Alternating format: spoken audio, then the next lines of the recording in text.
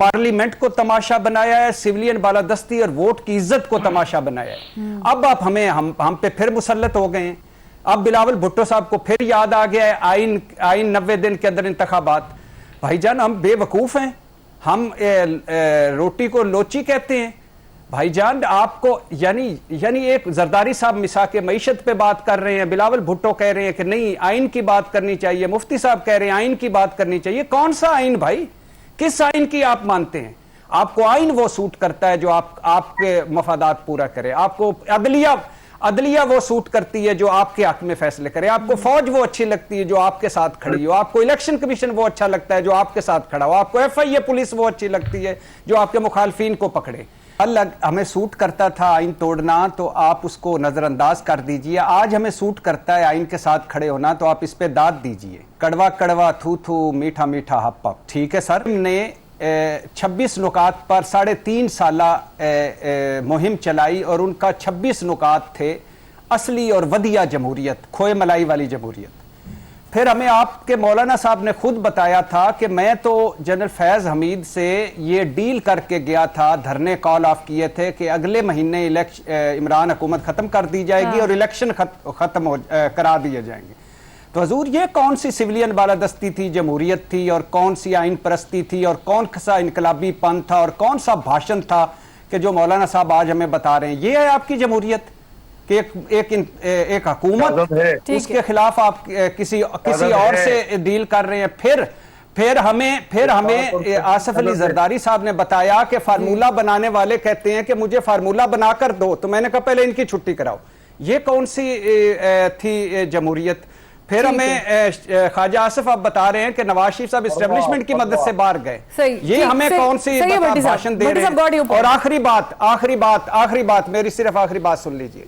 बात बुनियादी तौर पे ये है कि जब आप समझते थे कि इलेक्शन होने हैं और ये जाली मैंडेट है, जाली असम्बलियां हैं, तो आपने क्यों इलेक्शन नहीं करवाए? क्यों 3 खोए मलाई वाली वजारतें ले ली? डिप्टी स्पीकर भी आपका, डिप्टी चेयरमैन भी आपका, मौलाना गवर्नर भी आपका, और अब निकल कर आप कह रहे हैं कि पीपल्स पार्टी वादे से फिर गई थी। चले ठीक है, ये कौन सी है? ठीक है भट्टी साहब, जो हमें आज आप कह रहे हैं कि आप इसकी तारीफें करें। ओके भट्टी साहब, देखिए 2-3 बातें हैं जो मैं क्लियर करना चाहता हूं। पहली बात है कि आपने कहा इलेक्शन कमीशन ने तारीख देनी है। नहीं, इलेक्शन कमीशन ने तारीख नहीं देनी, सदर ने तारीख देनी है। जो इलेक्शन एक्ट में तरमीम हुई है वो कानून साजी हुई है, आईनी तौर पर सदर ने तारीख देनी है। और आईनी तौर पर मौजूद है कि जब वज़ीर आज़म असम्बली की एडवाइस तो तहलील करने की एडवाइस भेजते हैं, सदर दस्तखत करते हैं, तो फिर सदर तारीख देंगे। अच्छा, तो लिहाजा इस कन्फ्यूजन को दूर कर लीजिएगा कि इलेक्शन कमीशन ने कोई तारीख देनी है या सदर ने तारीख देनी है। दूसरी बात यह है कि मुफ्ती साहब ने कहा कि हमारे दरमियान आइन मौजूद है। बिल्कुल भी नहीं मौजूद हमारे दरमियान आइन। अच्छा। ये PDM वालों को बिल्कुल आइन की बात नहीं करनी चाहिए।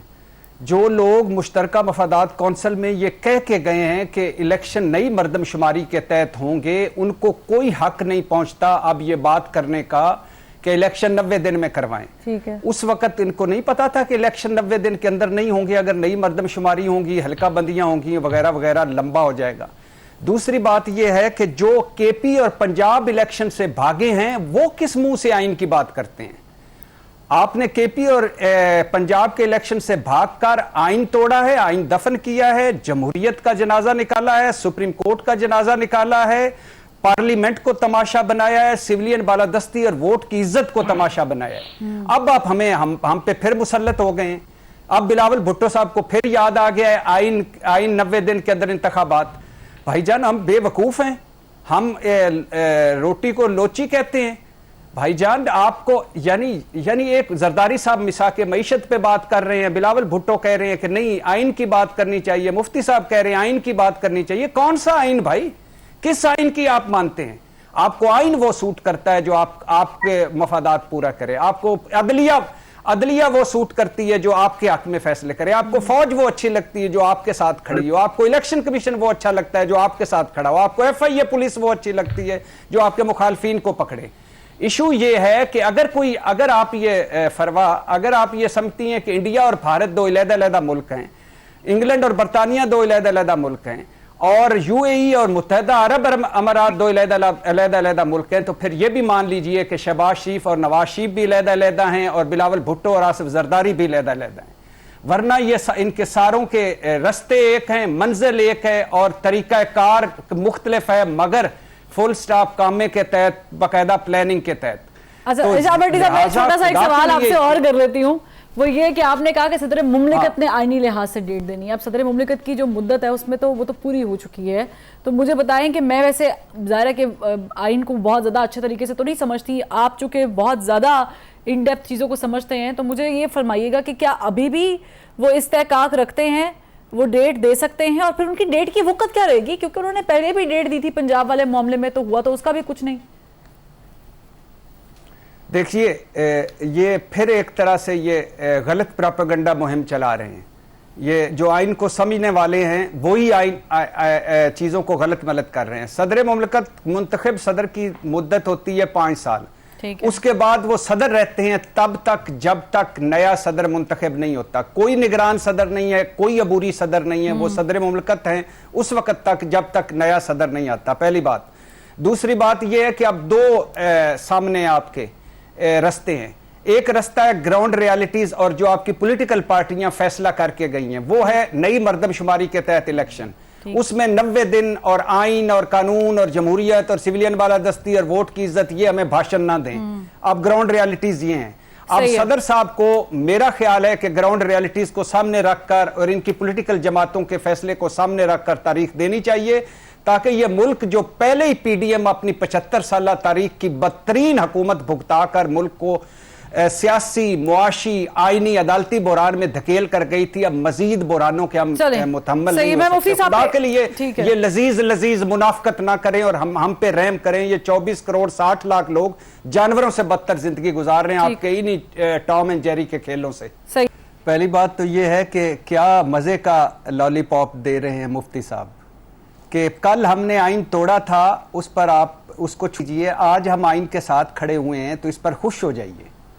कल हमें सूट करता था आइन तोड़ना, तो आप उसको नज़रअंदाज कर दीजिए। आज हमें सूट करता है आइन के साथ खड़े होना, तो आप इस पे दाद दीजिए। कड़वा कड़वा थू थू, मीठा मीठा हप हप।